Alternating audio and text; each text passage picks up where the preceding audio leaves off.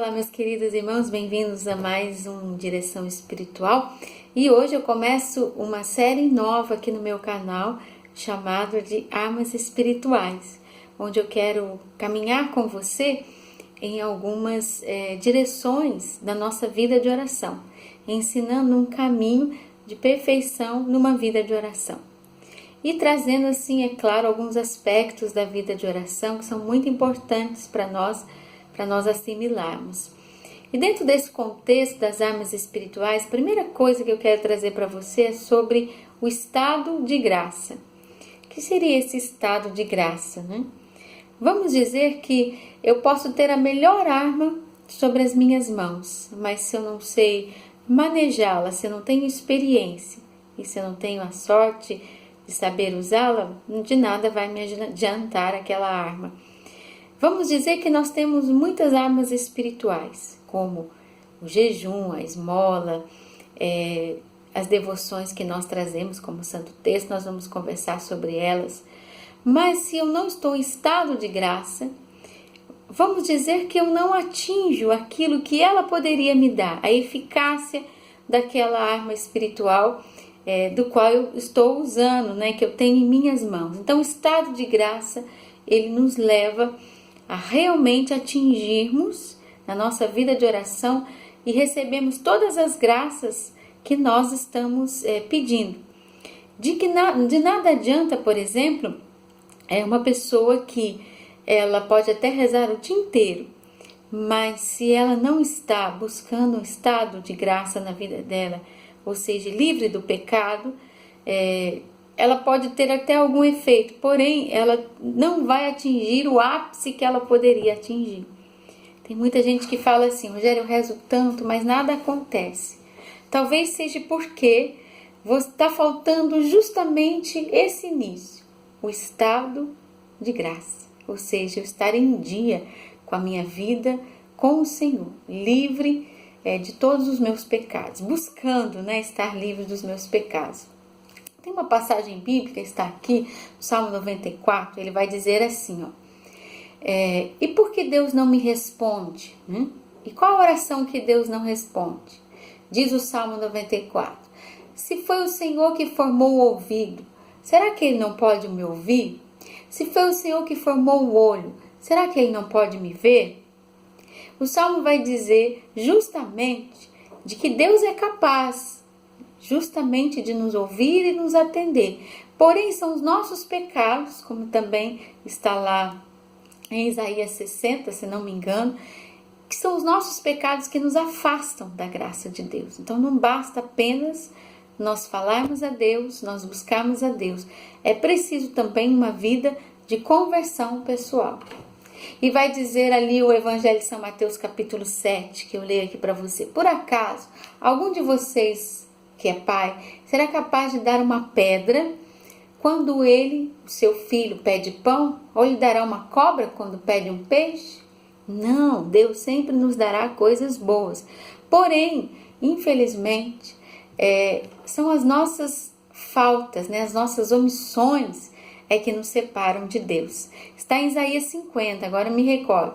A mão de Deus não é tão curta assim, que ela não pode nos atingir, chegar até nós o socorro.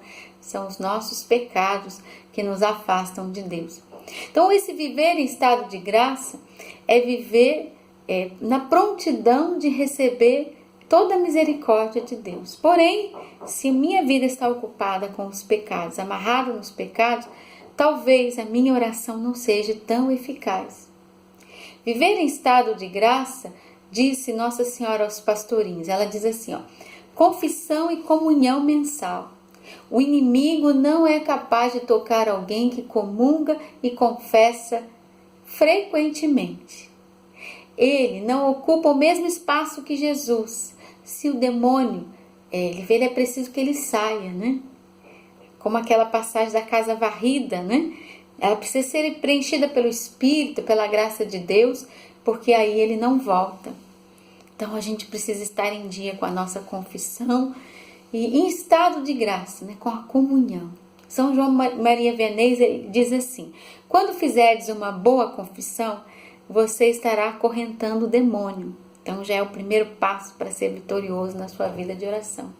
Um cristão em estado de graça, um demônio não pode tocar. E São João Maria Vianney ele vai dizer, né, uma confissão acorrenta o demônio. Zacarias, ele diz assim no livro de Zacarias, ele pode até fazer uma arruaça perto de você, mas aqueles que são de Deus, ele não pode se aproximar, porque nós temos o valor da pupila dos olhos de Deus. Mas, Rogério, como eu chego a um estado de graça e como eu realizo uma boa confissão frequente para estar no estado de graça e receber todas as graças da minha vida de oração? Nesse livro, olha, Viver Reconciliado, de Amadeu Tintini, é um grande autor, né, católico. Ele diz assim sobre a questão da consciência, né, do exame de consciência. Ele diz assim, o exame de consciência forma a nossa consciência, forma ponto de torná-la capaz de perceber profundamente o pecado e senti-lo como uma ofensa ao amor de Deus, como uma rejeição de sua palavra e de seu projeto. Há um nexo evidente entre essas três realidades, exame de consciência, formação de consciência e consciência de pecado. E nesse nexo confere ainda mais a importância aquele momento de oração que nos põe diante de Deus na verdade de nós mesmos. Então é preciso que você seja verdadeiro com Deus. Para você ter vamos dizer assim, e permanecer no estado de graça, é preciso que você faça o seu exame de consciência todos os dias. E ao perceber que precisa de confissão, correr para ela, para não perder esse estado de graça. Para não perder esse momento em que a sua oração, seja ela qual for, o terço, o jejum, a esmola, como nós vamos aprender, elas terão uma eficácia sobrenatural. Mas, em primeiro lugar, o estado de graça. Aí eu trago para você uma outra colocação de São José Maria Escrivá, São João Maria Escrivá, São José Maria Escrivá, que é fundador da Opus Dei. Ele diz assim, ó, que as nossas confissões, elas têm que ser concisas, concretas, claras e completas. Então, concisas, concretas, claras e completas. Ele diz assim, uma confissão concisa, sem muitas palavras, apenas as necessárias para dizermos com humildade que fizemos ou sem omitirmos, né? Então, uma confissão que é aquela que a gente diz a verdade, né? Ele vai dizer aqui também, a abundância das palavras denota às vezes o desejo inconsciente de fugir até da sinceridade, né? E aí ele vai dizer também que nossa confissão precisa ser concreta, ou seja, sem divagações, sem generalidades, né? O penitente, ele precisa falar daquela situação concreta que ele viveu. Outra coisa que ele diz, uma confissão clara, ou seja, a pessoa que está nos ouvindo, o sacerdote, precisa entender o que nós estamos falando, né? Declarando realmente as nossas faltas. E por último, ele diz, ela precisa ser completa, ou seja, você não deve deixar nada para trás. Você deve falar tudo diante do Padre sem nenhuma vergonha. Aí sim você estará no estado de graça, concisa, concreta, clara e completa. Está nesse livro, Para Falar com Deus, né? Da obra também da Opus Dei. Muito bom. Mas para dizer o seguinte, eu preciso permanecer no estado de graça. E permanecer no estado de graça é viver com o exame de consciência em dia. Aí sim você vai ver que usando as ferramentas da oração que nós vamos aprender nessa série, nós vamos crescer e vamos atingir e vamos conseguir graças sobrenaturais. Então, a primeira condição nessa série é que você tenha e adquira o estado de graça.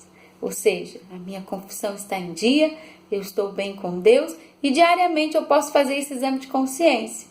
Ao deitar na sua cama, né, refletir o que você fez naquele dia, pedir perdão a Deus, é também uma forma de você manter na sua vida, né, um relacionamento sincero, verdadeiro com Deus, manter o estado da graça, tá bom? No próximo vídeo dessa série Ferramentas de Oração, nós vamos começar a aprender alguma delas e como utilizá-las realmente e tendo a eficácia de estarmos no estado de graça. Deus abençoe. Até a próxima, gente.